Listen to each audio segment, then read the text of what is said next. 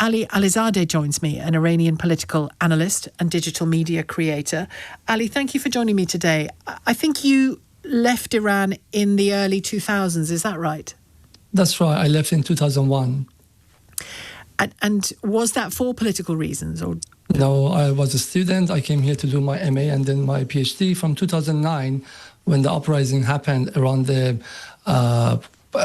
election and the dispute around the election. I became politically active and I started working with BBC Newsnight and Sunday Times. At the time, I worked with Mary Colvin, who lost her life later in Syria. And then since then, I haven't been back to Iran. And is that because you are in danger if you do? It is a complicated situation, and yes, politically, it might be unsafe. Well, let's go back, shall we, to the weekend, and we can talk further back as well about what Israel has been doing before the American bombs. What was your first thought when you heard that America had done this over the weekend, bombed those nuclear sites? I mean, from what Trump had said in the last week, it became apparent that he will do something. Seymour Hersh leaked the information, and we knew. But and also the attack he did was not as big as he pretended. So it was a lot of noise, and what he delivered was not as significant.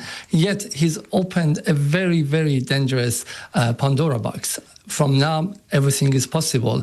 If Iran does not respond to America's attack, its deterrence is seriously threatened. And you can imagine that America will come in and out of Iran in the next few years. And so Iran is cornered, is obliged to respond somehow.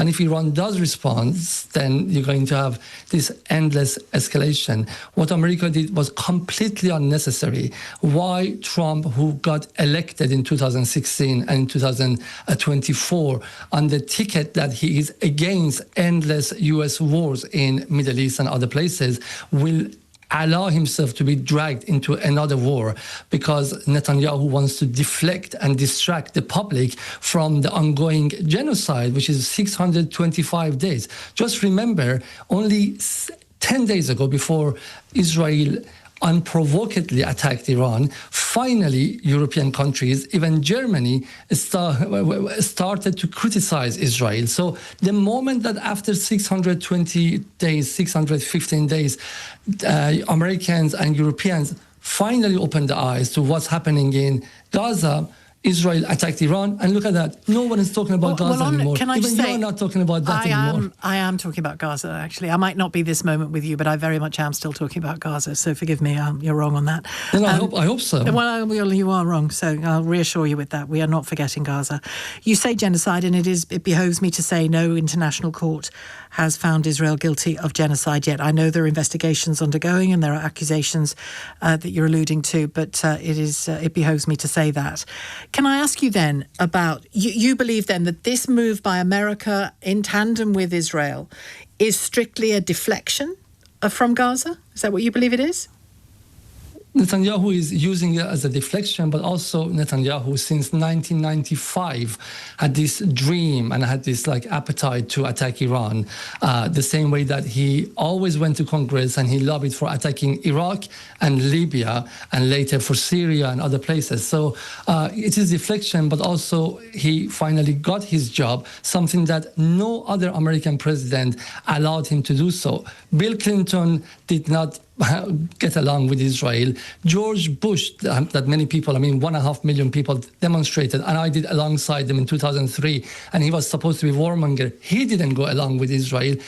Obama didn't, and Biden didn't, and finally Trump. It's really embarrassing. Trump, who criticized all those other presidents, he is getting along with Israel as is endangering.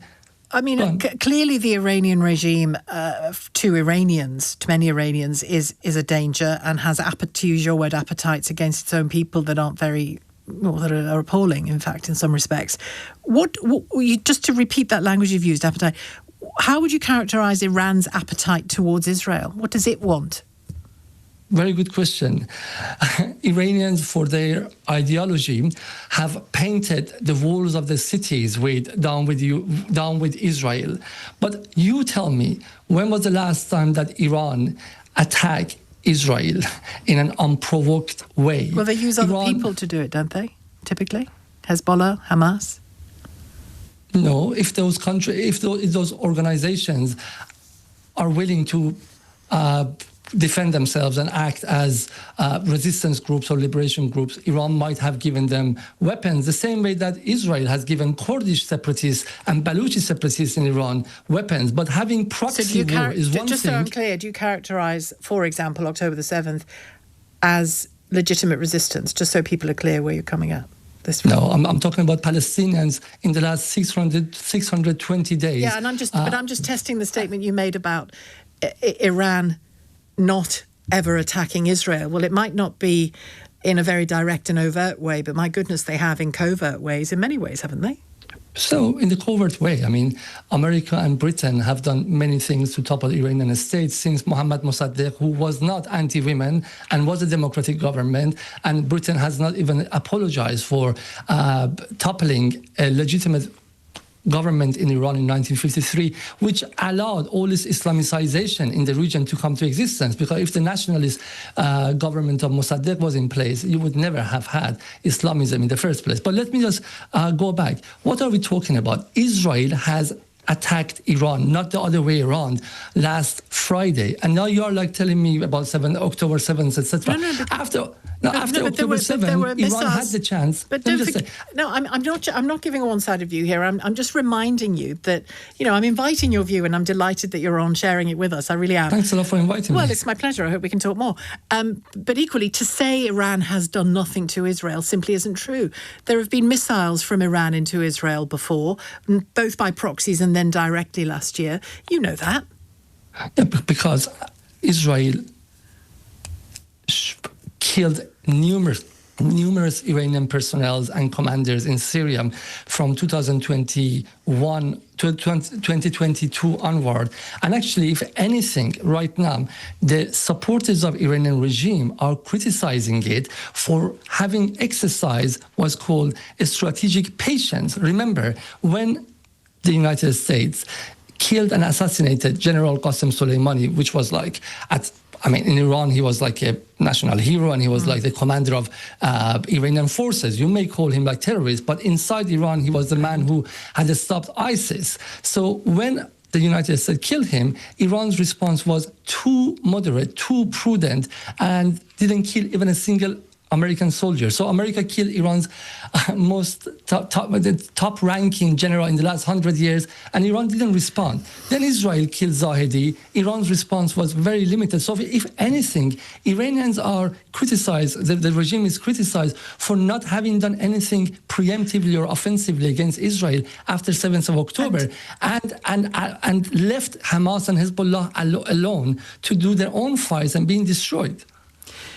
So from where we are today, in your view, what would the appropriate, proportionate, wise Iranian response be to what's happened? I think Iran, again, is showing a lot of... it's showing very clearly that it wants to contain this war. And I'll tell you why. It's very simple.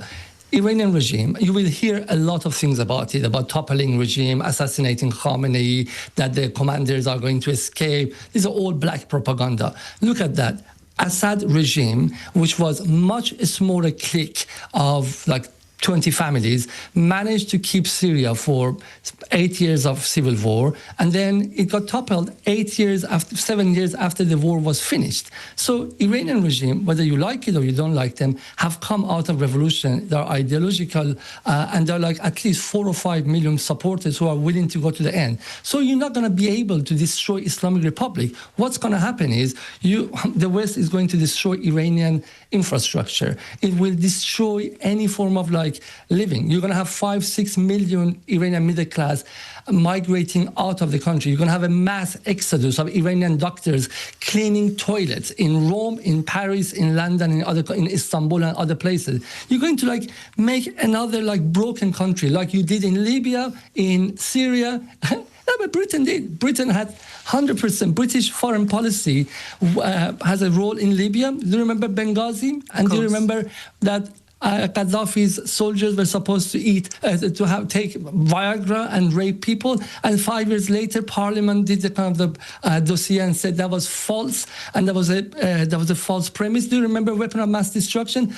I don't remember the Viagra element, no. But anyway, I do remember the weapons of mass destruction. Famous hoax. I think kind of the mainstream British media kind of reported on that. So what do you want? You're telling me what you think will happen in Iran. You're telling me what you think America will come back and continue to do, or what Israel will do. What do you think Iran will do, or even should do, in your view? Iran has to. I mean, as we are talking today, Israel has bombed Iranian prison, bombed Iranian buildings, bombed Iranian hospital last week. So, I mean, what do you want to do? Do you want Iran to sit back and allow Israel to destroy all its infrastructure? Iran